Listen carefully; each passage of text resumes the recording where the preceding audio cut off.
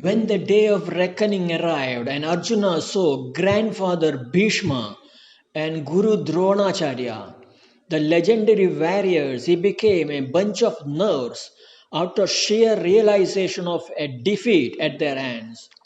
In that nervousness, one of the later excuses he told was that he preferred living on alms like a Swami to enjoying comforts gained by killing those revered persons. Guru Nahatva hi Mahanubhavan Shreyo Bhoktum Vaishyama Pihaloke. Chapter 2, Sloka 5. It is better to live on alms in this world without slaying these noble elders, Arjuna said. Krishna lost no time to latch on that excuse, and a mild rebuke was his instant response. Asochana nashochastvam pratnya vadamsya bhashase. Chapter 2, Sloka 11. Arjuna, you grieve over those who should not be grieved at all, yet speak like a learned person. From that, it was clear that the Lord expected Arjuna to know the fundamentals of the four ashramas about which even small children are aware. However, in the height of nervousness, Arjuna might have forgotten it. Therefore, through a mild rebuke, Lord Krishna chided him on that account. In the entire Srimad Bhagavad Gita, perhaps because of an emergency like situation, Lord Krishna did not dwell on the Chaturasramas, the four stages of life of a human being. However, in Sri Mahabharata, which also contains Srimad Bhagavad Gita and Sri Mahabhagavat, the book that explains most of the principles and concepts of Sri Bhagavad Gita, both literally and in the form of innumerable historical incidents, stories, etc. The Chaturasrams have special chapters assigned to it. Therefore, it is essential to know a little more about it to get a better idea of what Lord Krishna was trying to tell the confused Arjuna. The Chaturasrams, or the fourfold stages of a human life, is one of the most important pillars of Sanatana Dharma's unique and the only sustainable socio-economic development model for a planned, time-bound, goal-oriented human life and its progress.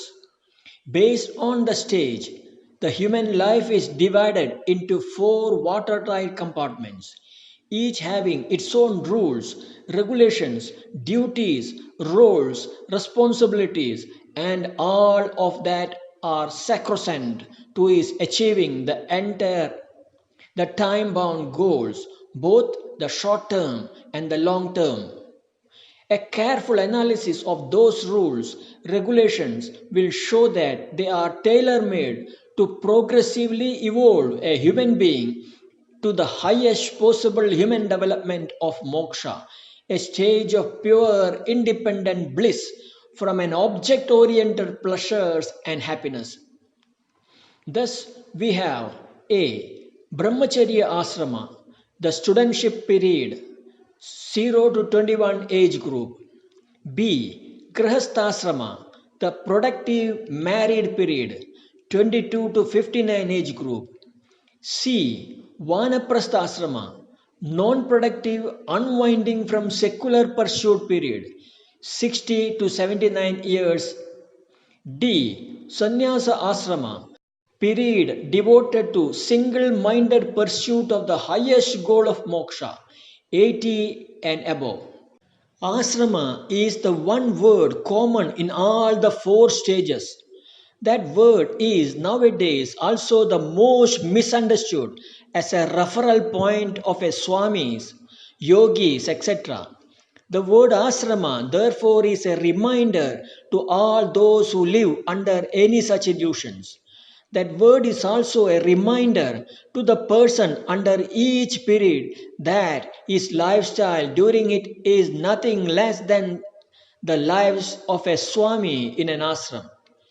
Another important point is that every human being has to progress from studentship to sannyas, thereby underlying the stress on primary, secondary education to each human being. During the progress, there is no shortcut from brahmacharya to sannyasa for anyone except under a very rare case about which Adi Shankara mentioned in his Gita Bhashya of chapter 3, sloka 3. Lokesmin divida nishta pura prokta mayanaka jnana yogena sankhyanam karma yogena yoginam. A. Discriminated knowledge between self and the non-self. B. Sannyasa stage taken up right from celibacy period. C. Mastery over Vedanta. D. Ability to remain established in the Brahmic stage at all time.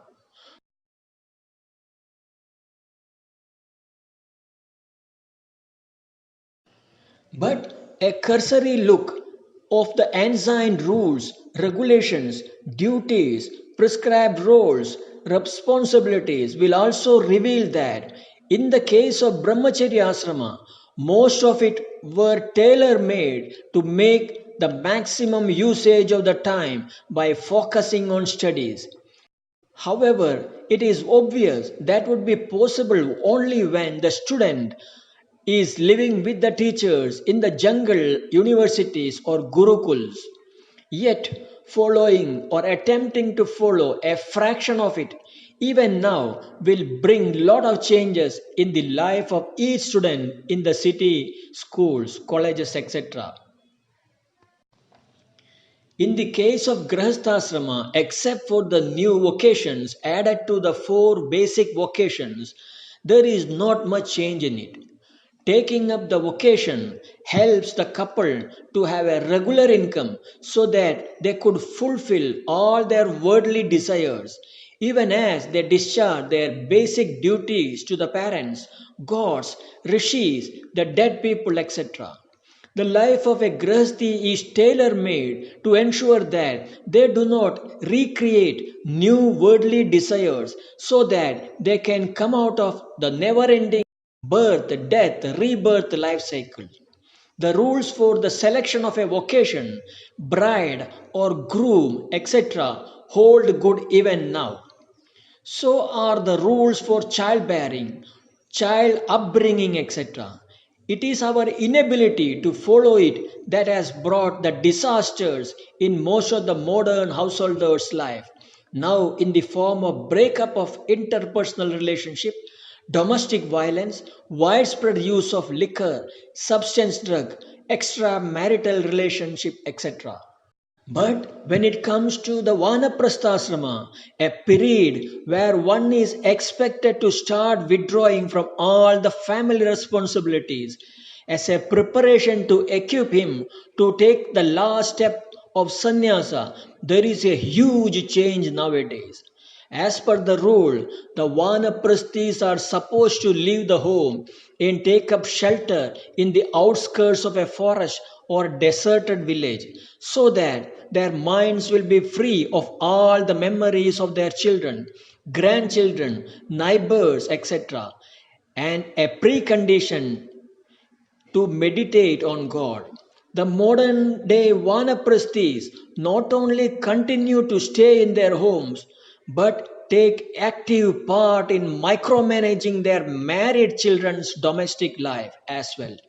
Needless to say, they are the root cause of most of the problems in their grown up children's married life as well.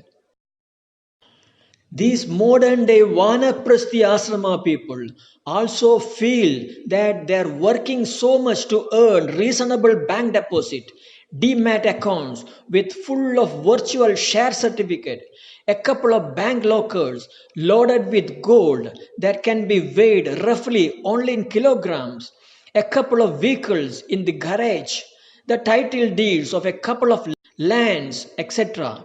Time has finally arrived to make the best use to enjoy life.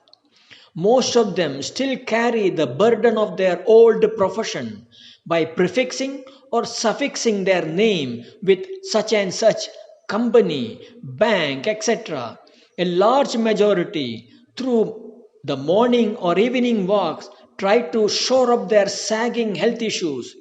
Visiting parlors for regular hair dyes ensures none could easily guess their approximate age even. By faking virtual multiple IDs, they become active in social sites like Facebook, WhatsApp, Instagrams, etc. By sending friends requests to the maximum possible person under each ID and gets tensed up when their requests are turned down. They get excited getting likes and thumbs up, etc., for their regular post on the social side, which mostly would be just forwarding someone else's messages. During the whole day, they remain glued to their mobiles, TVs, for serials, films, etc. They present in huge number for all socio-religio cultural functions, etc., even if not invited. They could be noticed occupying the dining tables at the first available opportunity to stuff their already bulged stomachs with the maximum forbidden food. None seems to have any inkling of the importance of the phase of life they are in. With their attitude, they appear to care a straw for it, as so sure are they there is only one life for them. Such is their height of ignorance of their own scriptures. It is perhaps about this category in mind Lord Krishna uses the choicest words like Kshiprapya Jasramushubha Nasuri Shweva Yonishu. I cast them again and again into demonical wombs in this world. Like that of a vanaprasthi, the sannyasa ashram also has seen the maximum changes nowadays. Gone are the days of the woe of aniketa, homelessness, poverty, and chastity, the must conditions for a sannyasi. They are allowed to beg from maximum 7 houses only a day. They can never stay in one place for more than 3 days. Spreading spiritual knowledge among the people where they stay overnight is their only work. Arjuna must have had that picture in mind when he desired to take up sannyas as an option to avoid war. But Lord Krishna was quick to rebuke it. No doubt, society has changed a lot. However, it is certainly not an excuse at all for the modern day sannyasis to indulge in what one sees generally around now, especially when they are considered as people living exclusively for the moksha. Who knows, perhaps that might also be the reasons for their changes. Carefully looking at all the four stages, it becomes obvious each stage of life is an ashram. It was for nothing that Swami Vivekananda has said, a householder and a sannyasi are great in their own places if both correctly perform their prescribed duties. Rule number 3, correctly perform your ashrama dharma.